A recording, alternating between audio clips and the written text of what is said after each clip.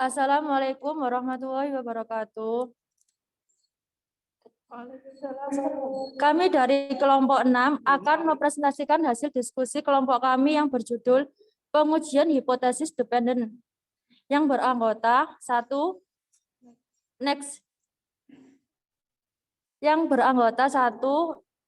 sebelumnya Dek. Rahmanda Nafira Sari NIM terakhir 010. 2 Aimatun Nadifa NIM terakhir 015. Yang ketiga Lina Faiza NIM terakhir 027. Yang keempat Karisma Vanda Puspita NIM terakhir 035. Yang kelima Nelly Khalifatur Rasyida NIM terakhir 048. Next. Saya akan menjelaskan tentang pengertian uji dependent sample test. Pengujian yang digunakan untuk membandingkan selisih dua matmean dari dua sampel yang berpasangan dengan asumsi data berdistribusi normal. Uji sampel tes merupakan bagian dari hipotesis komparatif atau uji perbandingan. Data yang digunakan dalam uji pilot sample test umumnya berupa data berskala interval atau rasional. Data kuantitatif. Uji pilot sample test bertujuan untuk mengetahui apakah terdapat perbedaan rata-rata dua sampel atau dua kelompok yang saling berpasangan atau berhubungan. Next.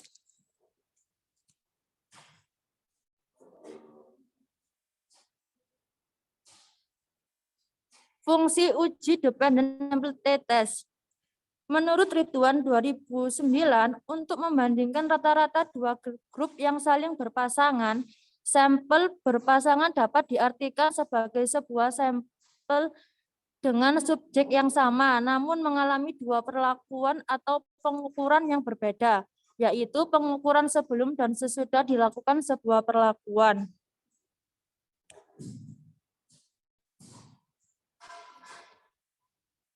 Selain itu, untuk menguji efektivitas suatu perlakuan terhadap satu besaran variabel yang ingin ditentukan, misalnya untuk mengetahui efektivitas metode penyuluhan terhadap peningkatan pengetahuan dari responden. Selanjutnya akan dibacakan oleh Novira. Dijelaskan oleh Novira.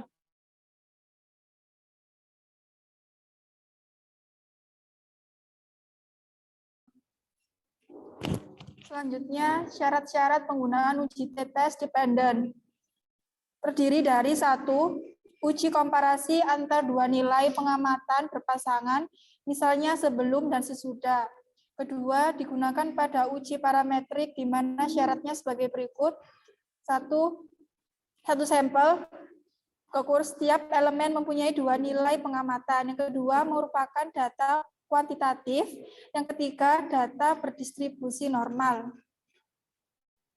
Selanjutnya akan dijelaskan Nelly.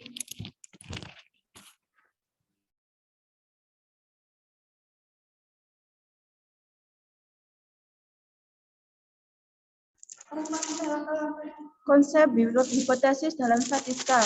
Uji dua arah pada hipotesis awal tidak terdapat perbedaan yang signifikan antara rata-rata 1 dan rata-rata 2, sedangkan pada hipotesis alternatif sebaliknya.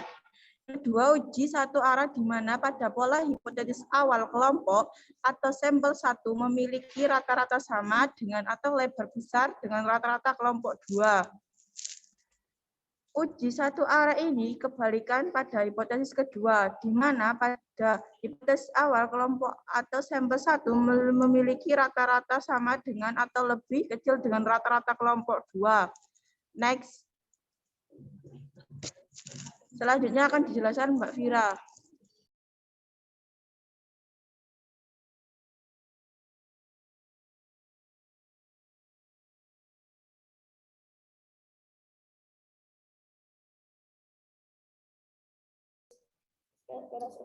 Langkah-langkah penggunaan uji tes dependent menggunakan SPSS. Yang pertama, langkah awal dengan menginput data. Yang kedua, klik analis, kemudian compare, Kemudian pirate sample state test. Selanjutnya akan disampaikan Nelly.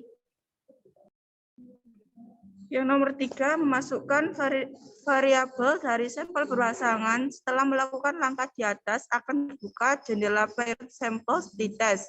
Masukkan variabel dari sampel berpasangan pada kotak variabel.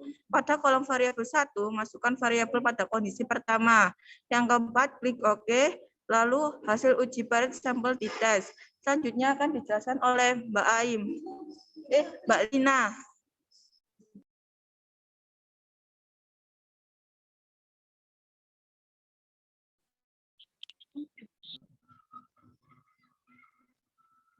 Selanjutnya, Mbak.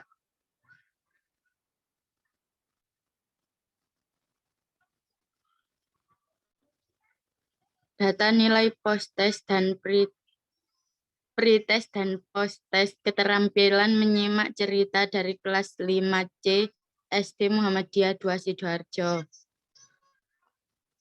Data tersebut kita ambil dari data skripsi. Cara perhitungannya yaitu D sama dengan sigma N, J sama dengan 1, DJ per N sama dengan min 786 per 30. Min 786 itu diperoleh dari X1 min X2 atau nilai post-test dikurangi nilai pre-test sama dengan min 26,2. Standar deviasi sama dengan akar 1 per N min 1 kurung buka sigma D kuadrat min sigma D per N kuadrat sama dengan akar 1 per 29. N-nya itu 30. Dikurangi 1 berarti 29. Sigma D kuadrat itu didapat dari hasil X1 min X2 itu dikuadratkan. Kemudian dikurangi min 780 per 30 sama dengan 1 per akar 1 per 29 kurung buka 23.184 min 20.593. Hasilnya yaitu 89,34.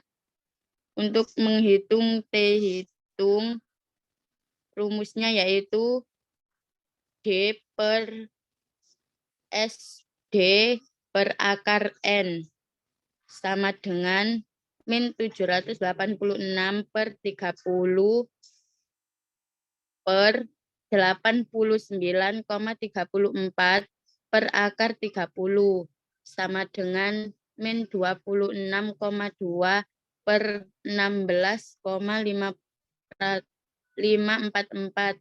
Hasilnya yaitu min 1,5836. Selanjutnya perhitungan menggunakan SPSS dijelaskan oleh Mbak Aim. Selanjutnya saya akan menjelaskan perhitungan SPSS dari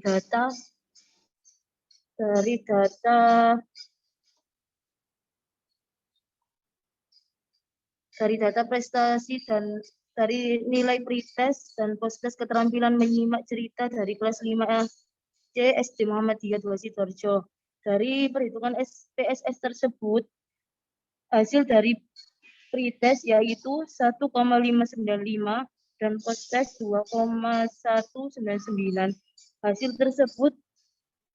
Hasil dari jumlah data pretest dan posttest tersebut menolak HO dari hasil SPSS yang yang mendekati 95% dari perhitungan SPSS tersebut.